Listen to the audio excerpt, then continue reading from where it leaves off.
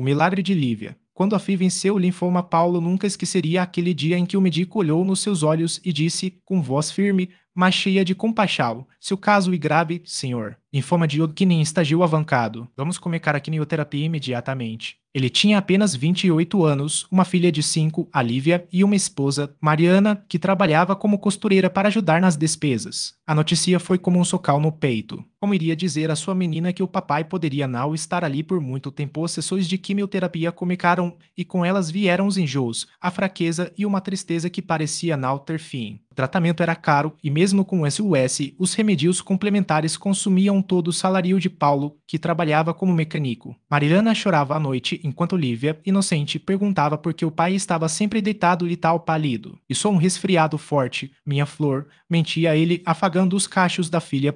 Foi numa tarde de quarta-feira, quando Paulo já não aguentava mais o peso da dor e do desespero, que sua vizinha, Dona Jandira, bateu à porta. Ela era uma senhora de cabelo branco, sempre vestida com saias longas e blusas discretas, que falava pouco, mas quando falava, suas palavras tinham um peso diferente. Paulo, meu filho, você já tentou buscar ajuda onde Deus ouve de verdade? Perguntou ela, segurando uma bíblia desgastada. Na congregação cristã, os irmãos oram com fé. Eu já vi coisas que nenhum médico. Explica. Paulo nunca havia pisado numa igreja. Sua família não era religiosa e ele, embora acreditasse em Deus, nunca tinha buscado algo além de uma oração rápida antes de dormir. Mas naquela tarde, com as forcas se saindo, ele aceitou o convite. Vou contigo no próximo culto, disse, mas por não ter mais para onde correr do que por convicar. O domingo chegou e Paulo entrou na congregação cristã no Brasil acompanhado de Dona Jandira. O prédio era simples, sem luxo, com paredes brancas e bancos de madeira enfileirados. Os irmãos e irmãs estavam vestidos com modestia, as mulheres com saias abaixo dos joelhos, os homens de camisa social. Não havia instrumentos, apenas vozes úmidas cantando hinos que Paulo nunca ouvira, mas que, de algum modo, tocavam sua alma. Jesus, meu Salvador, a ti me entrego agora, cantavam, e ele sentiu algo estranho. Uma paz que não vinha dele mesmo. O ancião, um homem de barba grisalha e olhar sereno, dirigia a reunião com voz calma. Ele leu passagens da Bíblia, falou sobre a fé que move montanhas e então pediu que quem tivesse algum pedido de oracal se levantasse. Tal hesitou. Não queria chamar atenção, não queria que estranhos soubessem de sua dor. Mas quando viu uma senhora ao lado se levantar e, com lágrimas, pedir oracal pelo filho viciado, algo dentro dele quebrou. Lentamente, ele se pôs de pé. Meu nome é Paulo, irmãos. Estou doente. Os médicos dizem que é grave. Peço que orem por mim e pela minha filha, que não merece perder, ó. Pai, sua voz falhou. Não conseguiu dizer mais nada. Imediatamente, para os irmãos se aproximaram. Mal se estenderam sobre sua cabeça, e ele ouviu vozes unidas em súplica. Senhor Jesus, toca neste irmão, dá-lhe saúde, dá-lhe força. Que a tua vontade seja feita. Paulo fechou os olhos, e pela primeira vez em meses, sentiu algo além do medo, uma esperança que não fazia sentido, mas que ardia dentro dele. As semanas passaram, e Paulo continuou indo aos cultos. Mariana, no início cética, começou a acompanhá-lo depois que viu a mudança em seu rosto. Ele ainda fazia quimioterapia, mas algo era diferente. Os médicos ficaram surpresos, os exames mostravam uma melhora inesperada. Isso não é comum, disse o oncologista, franzindo a testa, mas continue o tratamento. Até que veio o dia do testemunho. Era uma noite de Santa Ceia. O salão estava cheio, o pão e o vinho suco de uva eram passados entre os irmãos em silêncio reverente. Quando chegou a hora dos testemunhos, Paulo se levantou novamente. Dessa vez não era para pedir, mas para agradecer. Irmãos, quando eu vim aqui pela primeira vez, estava quebrado. Não só pelo câncer, mas pela falta de esperança. Mas Deus ouviu as orações de vozes. Ontem, o médico me deu o resultado, remissão total. O linfoma sumiu. Eles não explicam, mas eu sei. Sua voz tremia. E tem mais. Minha filha, Lívia, pediu para ser batizada. Ela disse que quer servir a Jesus como os irmãos daqui. Um murmurio de glória a Deus. Percorreu o salão. Naquele mesmo culto, depois do testemunho, Lívia, com seu vestido branco simples e um sorriso tímido, foi batizada nas águas. Quando saiu da pia batismal, Paulo abracou forte, com lágrimas nos olhos. Papai não vai embora, me? Perguntou ela. Não, minha filha. Deus nos deu mais tempo, e agora a gente vai viver para ele. O milagre de Paulo não foi só a cura, foi a transformação de uma família. Ele e Mariana se batizaram pouco depois. Ele deixou o vício do cigarro, que o acompanhava desde a adolescência, sem esforço. Deus tirou o desejo, dizia. Mariana começou a participar das reuniões das irmãs, e Lívia, que antes era tímida, agora cantava os hinos com voz firme, mesmo sem entender todas as palavras. Um ano depois, Paulo estava de pé novamente, desta vez para dar um recado aos irmãos. Muitos pensam que milagre e só a doença sarar, mas o verdadeiro milagre é a mudança que Deus faz dentro da gente. Antes eu vivia com medo, hoje vivo com fé. Antes eu pensava só em mim, hoje quero servir. A congregação now e um lugar de show, de música alta ou de pregadores famosos. E um lugar onde Deus ouve, onde a fé é simples, mas poderosa, onde um homem como eu pode ser tocado pelo Todo-Poderoso. Ele olhou para Lívia, que agora ajudava a arrumar as cadeiras depois do culto, e sorriu. Se Deus curou meu corpo, imagine o que ele pode fazer com a sua alma. E assim, entre hinos sem instrumentos, orações fervorosas e irmãos que se abracavam como família, Paulo aprendeu a lição mais importante. Afinal tira as batalhas da vida, mas nos dá forças para vencê-las e, às vezes, nos presenteia com milagres que nem a ciência consegue explicar. No domingo seguinte, Paulo chegou mais cedo ao salão da congregação. Desta vez, não era só para ocupar um lugar na frente ou ouvir a pregação com atenção. Ele queria falar com o irmão que liderava os cultos, o mesmo que havia orado por ele naquela noite inesquecível. Irmão José, o senhor lembra de mim? Perguntou, com a voz um pouco tremula. O irmão José, um homem de cabelos grisalhos e olhos serenos, olhou para ele com carinho. Como esquecer, meu filho? Você foi um testemunho vivo do poder de Deus aqui entre nos.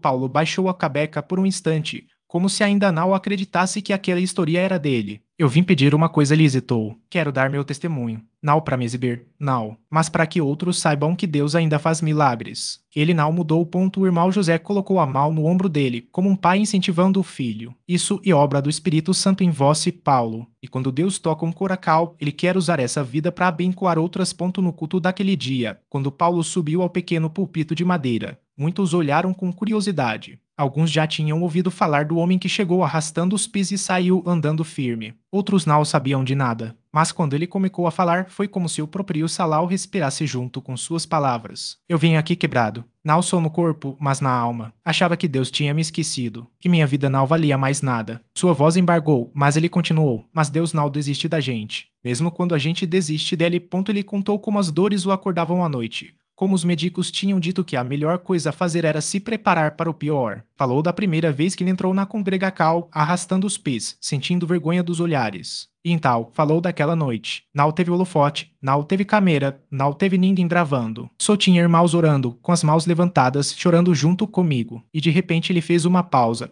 como se revivesse aquele momento. Deus tocou em mim. Não foi um estalo, não foi um raio. Foi uma paz que encheu meu peito, e quando eu abri os olhos, meus pés obedeceram. Um silêncio profundo tomou conta do salão. Alguns choravam baixinho, outros apenas ouviram, com os olhos arregalados, como se esperassem que algo sobrenatural acontecesse ali mesmo. Quando Paulo terminou, o irmão José se levantou e disse: Este é o Deus que servimos. Não um Deus de teorias, não um Deus distante. Um Deus que desce, que toca, que muda vidas. E se ele fez por Paulo, pode fazer por vós. Naquela noite, depois do culto, muitas pessoas se aproximaram de Paulo. Alguns queriam só apertar sua mão, como se aquele toque pudesse transmitir um pouco da fé que ele tinha recebido. Outros vinham com lágrimas nos olhos, contando suas próprias dores, doenças, vícios, famílias destruídas. Uma senhora, Jade, idade, segurou seu braço com forca. Meu filho, eu também tenho uma doença que os médicos não curam. Você acha que Deus pode me curar como curou você? Paulo olhou nos olhos dela, cheios de esperança e medo ao mesmo tempo. Ele não prometeu nada. Não disse que seria fácil, mas sorriu e respondeu: se Deus puder usar um homem como eu, que duvidava, que reclamava, que quase desistiu então, minha irmã, ele pode fazer muito mais por vós. Vamos orar. E ali mesmo, entre as cadeiras de plástico e o chão de cimento, eles se ajoelharam. Não havia pressa, não havia formalidade, só uma fé simples, como a de uma criança que estende a mão para o pai, sabendo que ele não vai deixar cair. Nos dias que seguiram, Paulo passou a frequentar a congregação não só aos domingos, mas também nas reuniões de oração durante a semana. Ele ajudava a limpar o salão, a organizar os hinos, a visitar os doentes. Não era mais o homem amargurado que entrava arrastando os pés. Agora, ele andava com propósito. Um dia, enquanto varria o pátio da igreja, Lívia se aproximou. Paulo, voz se mudou, ela disse com um sorriso tímido. Não fui eu, ele respondeu, parando a vassoura. Foi Deus. Ele só precisava que eu parasse de lutar contra ele e deixasse ele trabalhar. Lívia baixou a cabeça, como se estivesse pensando em algo difícil de dizer. Eu também preciso de um milagre, ela confessou. Minha mãe está muito doente. Os médicos dizem que não há mais o que fazer.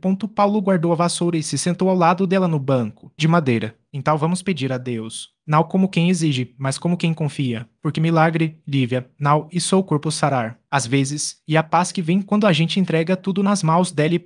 E assim, sob o seu estrelado, eles oraram. Não com palavras bonitas, não com frases decoradas, mas com coracal. Porque ali, naqueles momentos simples, entre pessoas comuns, Deus continuava agindo. Não do jeito que o mundo esperava, mas do jeito que só ele sabia ser perfeito.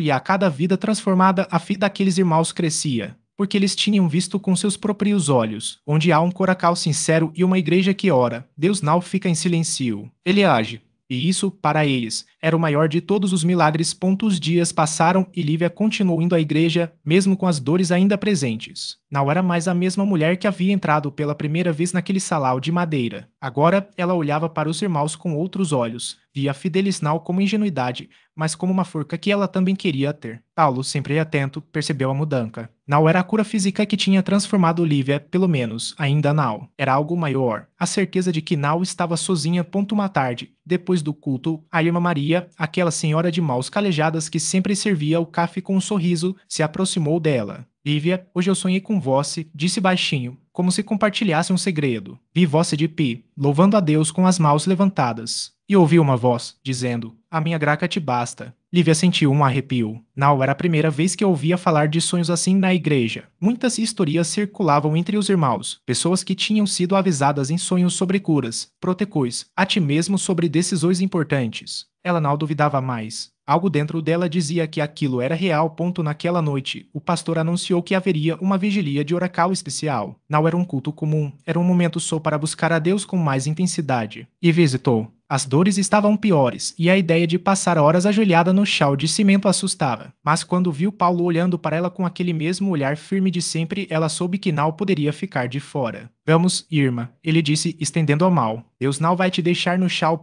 Lá estava ela, entre dezenas de irmãos, alguns chorando, outros cantando baixinho, todos com as mãos unidas em súplica. O pastor orou por cada um, impondo as mãos, falando palavras de fé. Quando chegou a vez de Lívia, ela sentiu um calor estranho percorrer seu corpo, como se uma corrente elétrica suave a envolvesse. Não dóia. Pelo contrário, era uma sensação de alívio, como se algo pesado estivesse saindo dela. Em nome de Jesus, eu te declaro livre. O pastor falou com autoridade, e a igreja inteira amém. Lívia tentou se levantar. No início, foi como se suas pernas estivessem dormindo, formigando. Mas então, devagar, ela sentiu forca. Primeiro, apoiou-se no banco. Depois, com a ajuda de Paulo, deu um passo. E outro.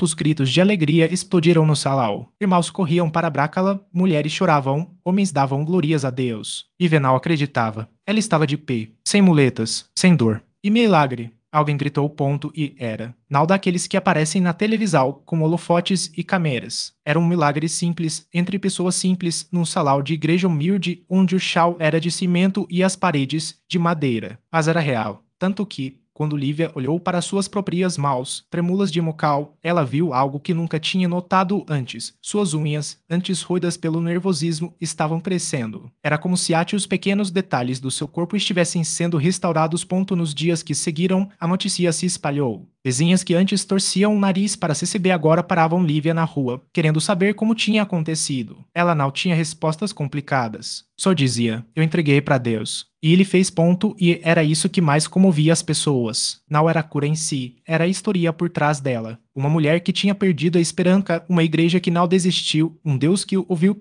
Anos depois. Lívia ainda frequentava a mesma congregação. Agora, era ela quem estendia a mão para os novos, quem contava sua história para quem chegava desanimado. E toda vez que via alguém duvidar, ela sorria e dizia, eu já estive onde você esta. Mas Deus não desiste da gente. Nunca. Porque, no fim, o maior milagre não era só ter voltado a andar. Era ter aprendido a caminhar com Deus. E isso, ninguém podia tirar dela. Um dia, enquanto Lívia ajudava a organizar as cadeiras da congregação para o culto da noite, uma jovem chamada Mariana chegou arrastando os pés, o rosto marcado pela dor. Ela não precisou dizer nada, Lívia reconheceu aquele olhar perdido, aquele peso nos ombros que já tinha carregado por tanto tempo. Mariana sentou-se no último banco, como se quisesse se esconder, e Lívia, sem pressa, foi até ela com um copo de água e um sorriso tranquilo. O que te trouxe aqui hoje? Perguntou, sentando-se ao lado dela. Mariana segurou o copo com as duas mãos, como se precisasse de algo para se segurar. Minha prima falou que aqui as pessoas oram de verdade. Sua voz tremida. Mas eu não sei se ainda acredito em milagre. Lívia não respondeu logo. Ela apenas olhou para as mãos de Mariana, marcadas por cicatrizes que contavam uma história que não precisava ser dita. Então, com calma, ela contou da primeira vez que tinha entrado naquela igreja anos atrás, arrastando não só o corpo, mas a alma. Falou do pastor que não desviou o olhar, dos irmãos que não fingiram não ver sua dor. Falou do dia em que, no meio do culto, sentiu algo quebrar dentro dela, não os ossos, mas o medo. Eu também não acreditava, disse Lívia, colocando a mão sobre a de Mariana. Até o dia que percebi que milagre não e sou o que a gente vê. Às vezes, e a forca que a gente não sabia que tinha. Às vezes, e alguém que aparece quando a gente acha que está sozinho. Mariana baixou a cabeça, e as lágrimas caíram sem que ela pudesse segurar. Lívia não apressou. Ela só ficou ali, em silêncio, como quem sabe que Deus trabalha nos corações antes mesmo das palavras. Naquela noite, durante a oracal, Mariana se ajoelhou no altar. Não pediu cura, não pediu soluções. Pediu apenas uma coisa: Senhor, se o Senhor existe, me mostra que o Senhor me vê. E foi em tal que aconteceu. Não houve trovões, não houve luzes. Mas algo dentro de Mariana se mexeu, como uma semente que rompe a terra depois de muito tempo no escuro. Ela não saiu do altar curada, não saiu diferente aos olhos dos outros. Mas quando se levantou, seus olhos tinham uma luz que não estava lá antes. Nos dias que seguiram, Mariana voltou. E voltou de novo. Não porque alguém a obrigou, mas porque, pela primeira vez em anos, sentia que pertencia a algum lugar. Ivy a acompanhou em cada passo, não como quem ensina, mas como quem caminha ao lado. E aos poucos, Mariana começou a sorrir, começou a ajudar, começou a acreditar que, mesmo que as cicatrizes não desaparecessem, elas não precisavam definir seu futuro. Um domingo, durante o testemunho, Mariana subiu ao púlpito, não para contar um milagre espetacular, mas para dizer, com a voz ainda tremula: eu vim aqui achando que Deus tinha me esquecido. Mas foi aqui que aprendi que ele nunca desiste. Mesmo quando a gente desiste de si mesmo. E quando ela desceu, Lívia abracou forte, porque ela sabia. O milagre de Mariana não era menor que o dela. Era apenas diferente. Era a prova de que Deus não escolhe só alguns para mostrar seu poder, ele escolhe todos que estão dispostos a deixar ele escrever suas histórias. E assim, a igreja continuava. Não porque era perfeita, não porque todos os problemas desapareciam, mas porque ali, entre aquelas quatro paredes, as pessoas aprendiam que milagre não e só o que muda a vida de uma hora para outra. Às vezes, e a mal que segura só quando você acha que vai cair. Às vezes, e a voz que sussurra: continue, você não está sozinho. E isso, para quem já esteve no fundo do poço, e mais do que suficiente. O milagre de Mariana não veio com trovões nem luzes cegantes. Veio no silêncio das manhãs seguintes, quando ela acordava e, pela primeira vez em anos, não sentia o peso do vazio no peito. Veio nas pequenas vitorias, no dia em que conseguiu olhar no espelho sem chorar, na tarde em que segurou a mão da filha sem tremor, na noite em que orou não por um sinal, mas por forca para dar o próximo passo. Não foi a cura instantânea que ela pedira, mas foi a cura que precisava, a de uma alma sendo costurada, pedaço por pedaço, com fios de paciência e amor. E quando, meses depois, ela voltou àquele mesmo banco da igreja, não mais como uma sombra, mas como uma mulher que havia aprendido a respirar de novo, soube que o milagre não era ter sido tirada do poço, era ter descoberto que, mesmo lá embaixo, Deus estava segurando sua mão. Lívia, ao vê-la sorrir, entendeu. Milagres não sal. Concursos de quem sofreu mais ou merece mais. São sementes plantadas no escuro, que brotam quando menos esperamos. Às vezes, são lágrimas que se transformam em riso. Às vezes, são feridas que viram cicatrizes. E cicatrizes, embora doam, são a prova de que sobrevivemos. Alical não era espere pelo milagre, mas seja um milagre. Porque Deus não precisa de varinhas mágicas para agir, ele usa mãos humanas. Um abraço dado no momento certo. Uma palavra que acende esperança. Uma escolha de não desistir, mesmo quando o caminho some de vista. E assim, entre aquelas quatro paredes, a igreja seguia em pé. Não porque fosse um lugar de respostas prontas, mas porque era um refúgio para quem ainda estava aprendendo a perguntar. Porque afinal, e a certeza de que tudo será fácil, mas a coragem de acreditar que, no fim, até as dores mais fundas podem se tornar história de superar cal. E isso, para quem já esteve perdido, e a maior prova de que milagres existem. Não como fim, mas como começo. Não como fuga da luta, mas como forca para enfrentá-la. Porque Deus não nos tira da tempestade, ele nos ensina a dançar na chuva.